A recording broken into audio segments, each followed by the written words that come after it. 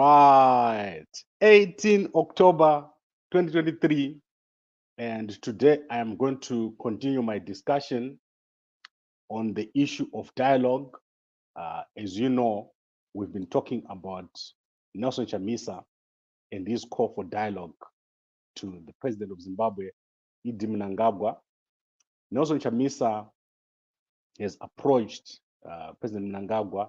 He has called upon him to have dialogue, a national dialogue. And this week, he came back again to the topic of dialogue over the weekend. Chamisa explained what has happened because ZANU-PF members, senior members of ZANU-PF, were misrepresenting the position of Nelson Chamisa. So let us look at what has happened, and then let us look at, because there's a problem. There's a problem in ZANU-PF. Many people in ZANU-PF don't want dialogue, and they are trying to preempt the ZANU-PF president, Idi Mnangagwa, so that he doesn't go into this dialogue. And this started in 2018. So we have a big problem. This did not start now. It started in 2018. This is when the issue of dialogue started.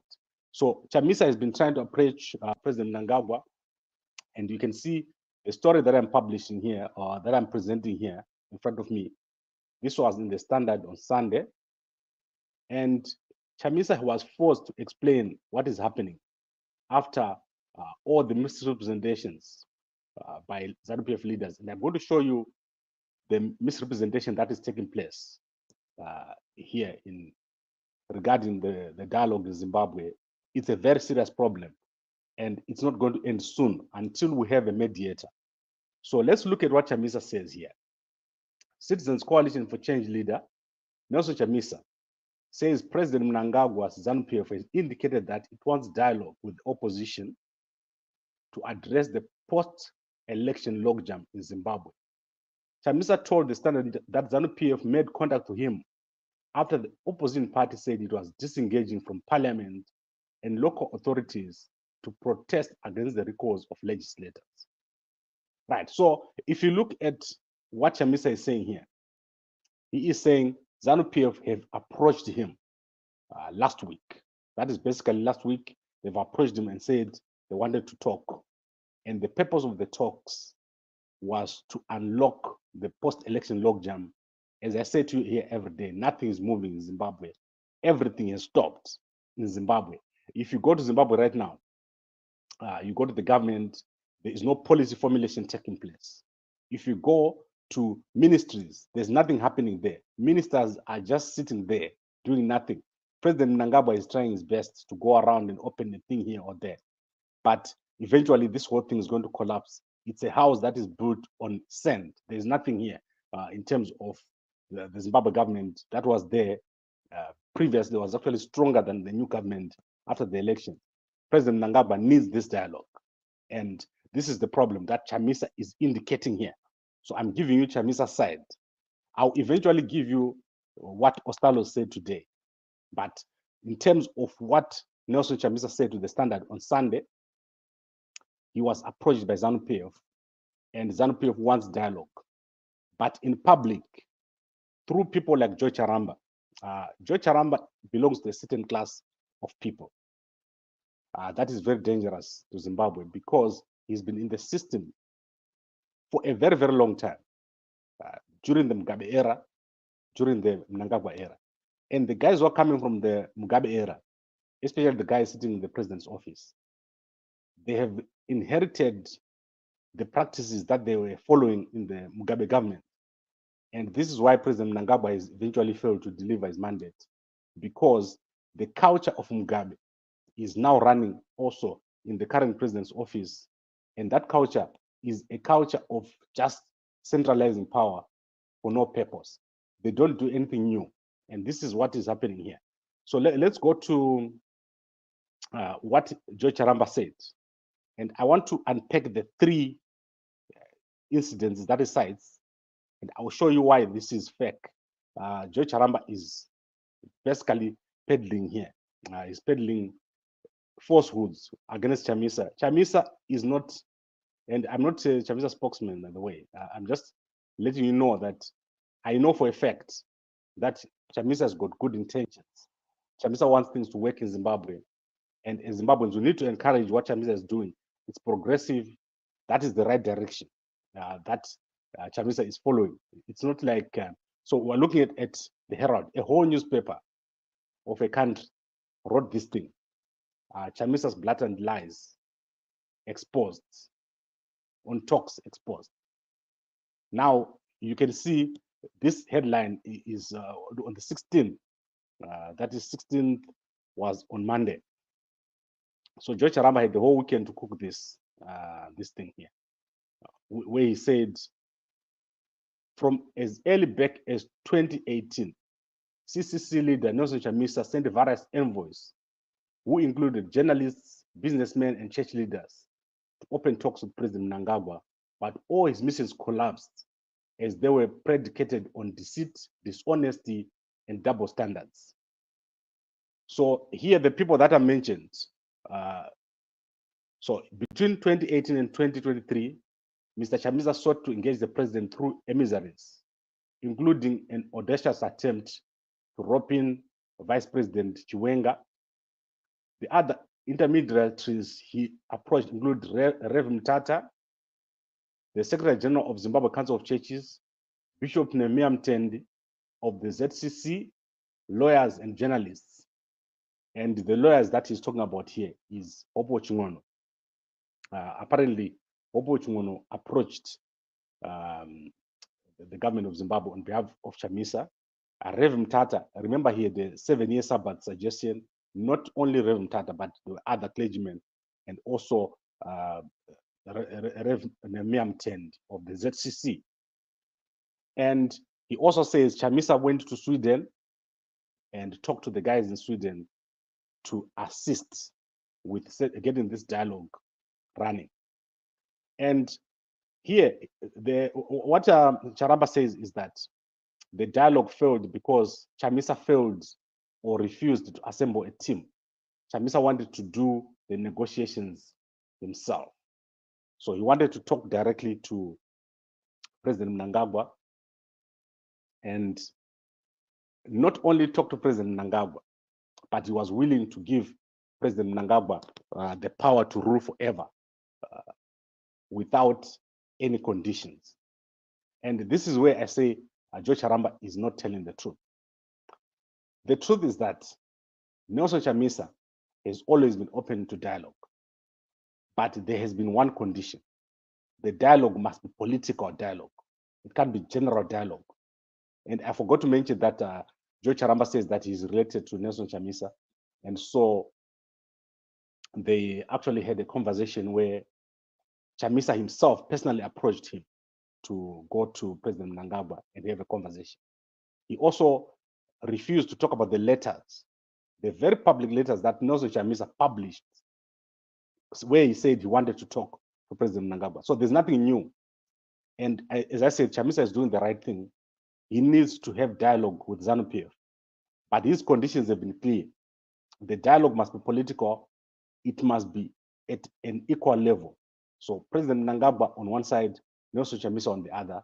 Then there must be mediation internally and mediation externally. And the outcome of the dialogue must be power sharing, reforms, and eventually a new election. And the election doesn't have to happen now. It doesn't have to happen in 2023. Chamisa doesn't want that election now. He wants the election to happen when there are reforms. So the falsehoods arise from the fact that the internal dynamics in ZANU-PF.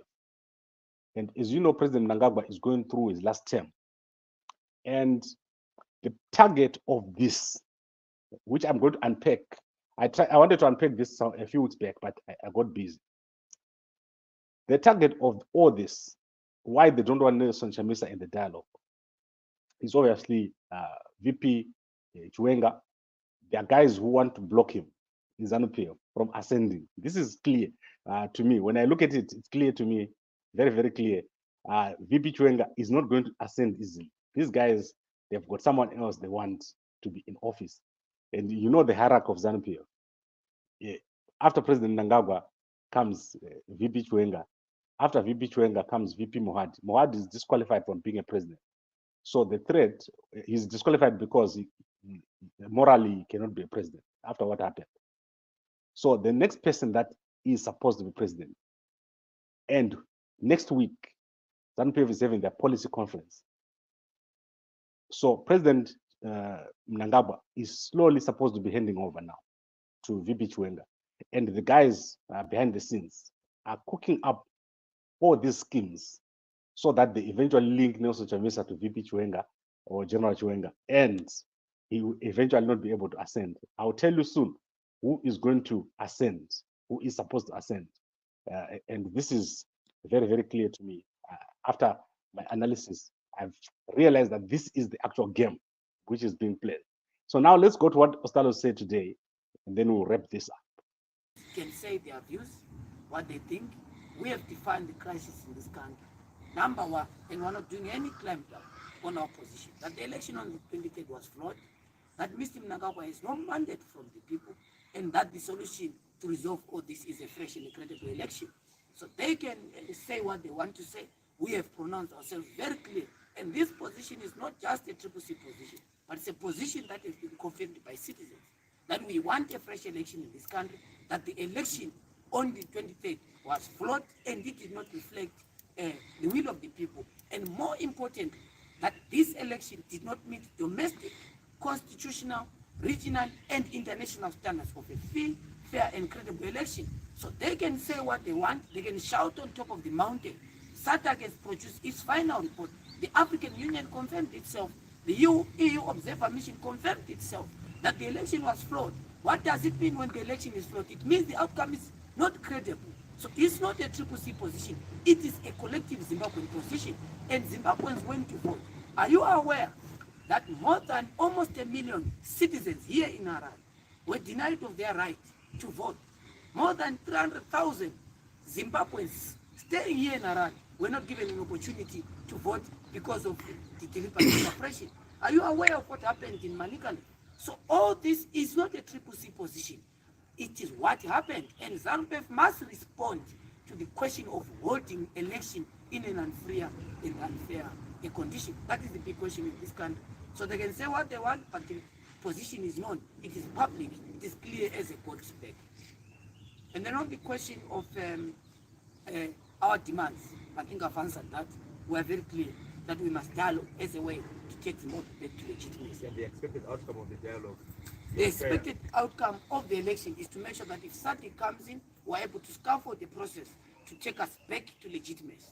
The nitty-gritties of the road might differ, but the road must be taking Zimbabwe away from the legitimacy question. How do we go back to a legitimacy issue?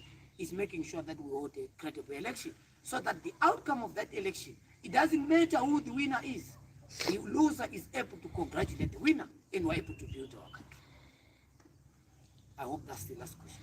Okay, sorry to take it back. I'm quoting my two brothers. We were mentioning about dialogue.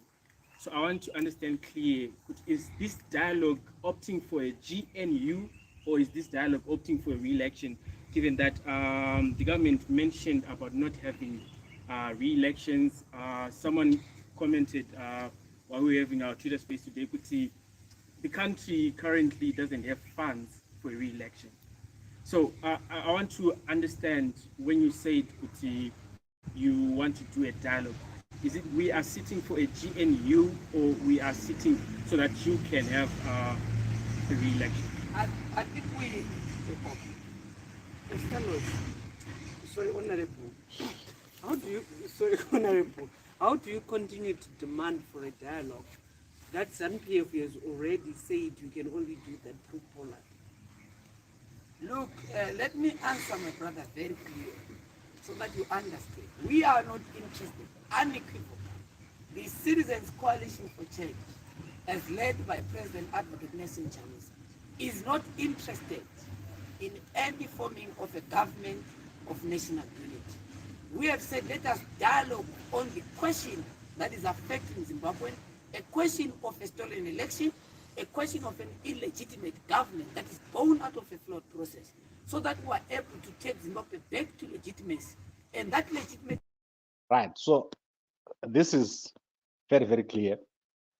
You can go to DMABS TV. DMABS is one of the Gambakwe guys. So you can go there and have a look at the full press conference. So let me unpack this again. And I want to go back to what I've been saying over a long, long period of time. President Mnangagwa has a crisis on his hands. He cannot sit with other presidents right now and say, I'm a president, I was elected, there are no issues. There's a report from SADC which says he was elected in a flawed election. So if you are sitting with the president of Zambia, the president of Zambia can say, this guy was not elected properly. Similarly, Botswana, Namibia, these guys are no longer interested in interacting with Zimbabwe. Investors are not coming to Zimbabwe. They know that there was a flawed election. Anything can happen. There is instability in the country. So politically, Zimbabwe is in a place where it is an outcast. And this is what Ostalos is saying here. If you want to address that issue of a flawed election, first you have to address everything that SADC says. So there's no question. President Mnangagwa has to make sure that the dialogue happens and not fake dialogue like Pollard. Pollard is fake dialogue. The correct dialogue will be facilitated or mediated internationally with the help of SADC. SADC has to be in it. There's no way that SADC cannot be in this process. And the next election must be supervised by SADC. There's no question about it. And the issues that are at stake here are media reforms, political reforms, military reforms, economic reforms, the actual holding of the election, the presentation of the results, all these things that are stated in the report from SADC. So President Mnangagwa cannot just say, I will continue as president. But as I said to you, the problem is with the next guys who are coming. You remember before the election, I was telling you about the third force. And most of you now know what the third force was. You know that there was FAS, but what you don't know is the other leg, which I'm going to reveal to you. There's another leg of the third force. And this third leg is much, much more powerful. This is the third leg that does not want dialogue. And President Mnangagwa is not in control of those guys. Right now, he cannot just stand up and say, I want to have dialogue. Because there are guys who are saying, we are going to be coming in next. We are not next. So you can't make that decision. And this is where everything is falling flat. It's not Chamisa. Chamisa is not the problem. And everything that George Charamba is saying here is fake. It's not true that Chamisa wanted to be smuggled into State House at night. Chamisa wanted dialogue just for the sake of dialogue. This is not true. And it's counterproductive. What the guys are doing at the lower levels of ZANU-PF is counterproductive. What they should be doing is calling for dialogue as quickly as possible so that we pass this stage. Because every month that passes, the crisis will eventually solve itself. And there's no question about it. This is going to solve itself. You're going to see the solution emerging from nowhere. It will be organic because the situation right now they're trying to manage, but economically, the whole country has collapsed. Nothing is happening. And you can mark my word on this one. You can see people buying bread and chips and cooking oil, but there's no economy underneath. The currency is collapsed. They're trying to hold it up, but it's collapsed and it's not going to come up. The Zimbabwe dollar, the local currency is not going to come up. And eventually the Zimbabwe government is going to fail to pay salaries. As I said, I'm going to unpack the situation in Rwanda. This is already materializing where the Zimbabwe government is failing to pay. They can't pay employees. They are now paying from hand to mouth. So the coffers are dry. And these things are not necessary. You know someone who is hurting themselves. This is what the Zimbabwe government is doing. You have been told by the person that is on the other side, let's talk. But you keep arguing. You keep pulling on the other side. That's self-harm. That is what President Mnangagwa and his government are doing. There's no reason why they can't call Chamisa tomorrow on the phone and say, Chamisa, come, let's talk. But these are the conditions. The conditions must be conductive for a dialogue. And then they must stop all these things that Anajo Charamba are doing. Anacharamba, they belong to a past. In the past, even when you see what they're talking about, they're talking of things from the past. Chamisa is talking about things of the future. How do we fix our country going forward? We need to fix this thing. The current situation in Zimbabwe, no one can plan, no one can invest, no one can do anything. And you've got such a wealthy country. Your country is rich, it's full of minerals.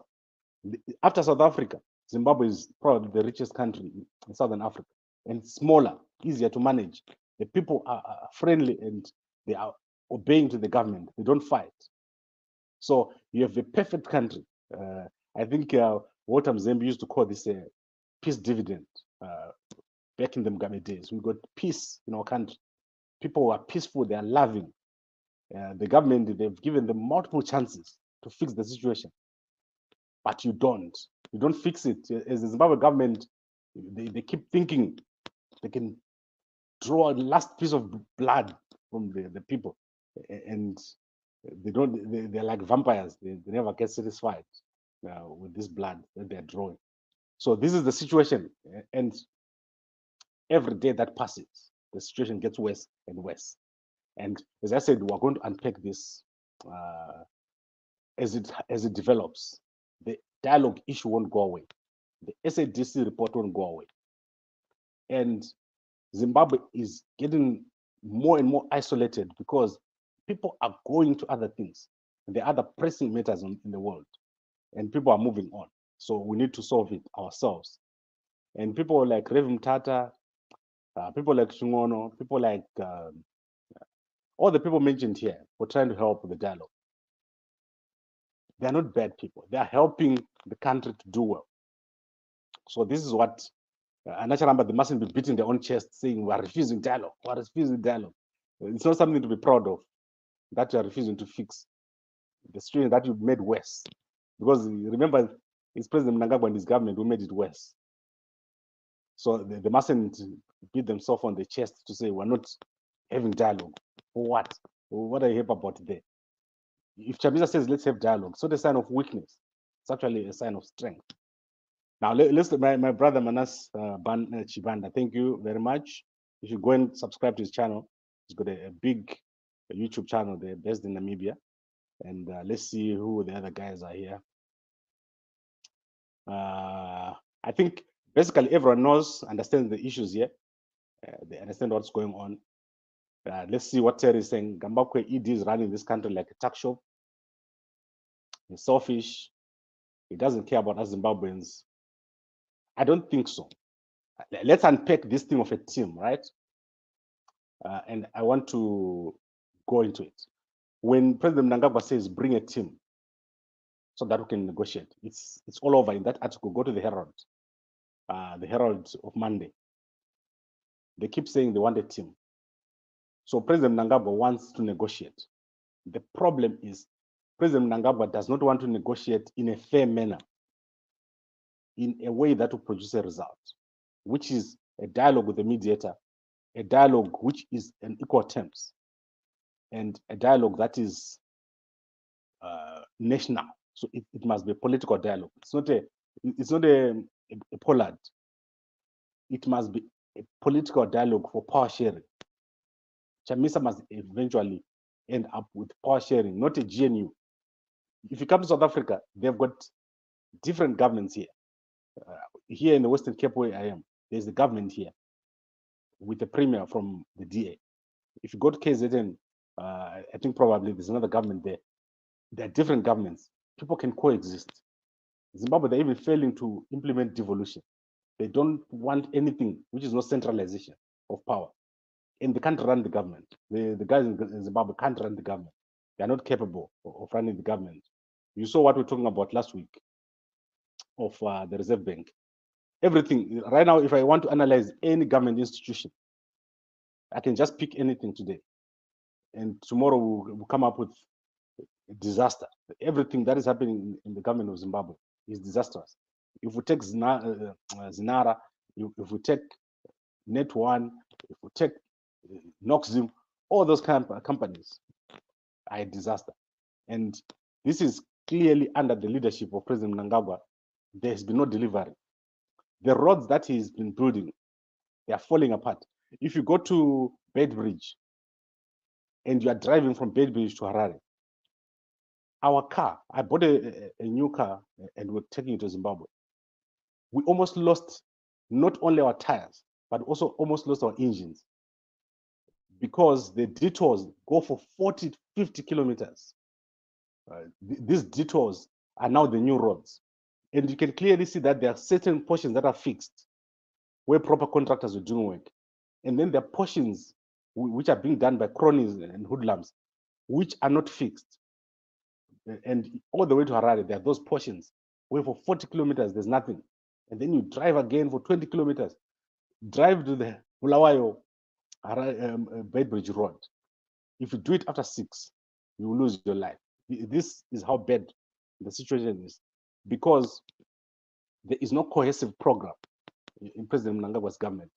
They started well, but all this, the guys around him who are telling him that you can do this by yourself, you don't need anybody, you don't need dialogue, everything will be okay. They're lying to him, and this is not true. The Zimbabwe government has become a menace in Southern Africa. When people look at the government of President Mnangagwa, they're wondering what is wrong. You don't have a currency. All your people are all over the place looking for work. You can't even properly feed your people. Zimbabweans, if you go to Zimbabwe, people are smelling of poverty. This is how bad the situation is. You walk into Zimbabwe, and as you walk the streets, it's a mess. This is how bad this thing is. And this election has made everything worse. And we still have guys who think that not having dialogue is something special. It's not special. And this is crazy. So I think we need to wrap this up. Chamisa doing very, very well, showing great leadership.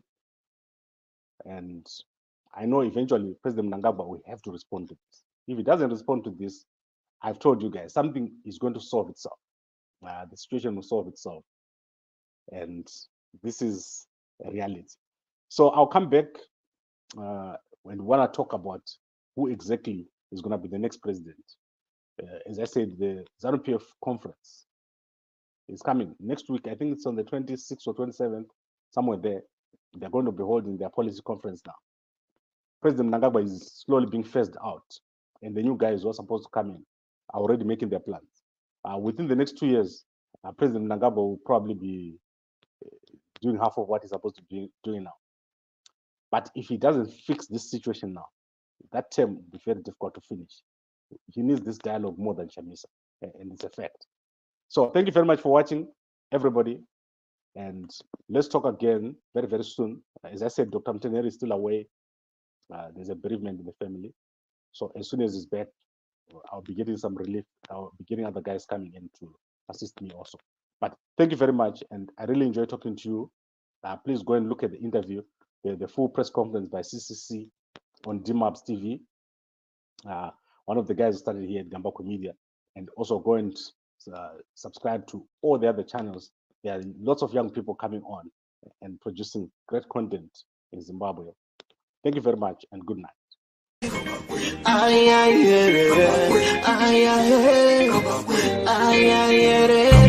Uyo uko kuno apo pano mamuona kere nai anokura meso anokura nzeve anokaya marigi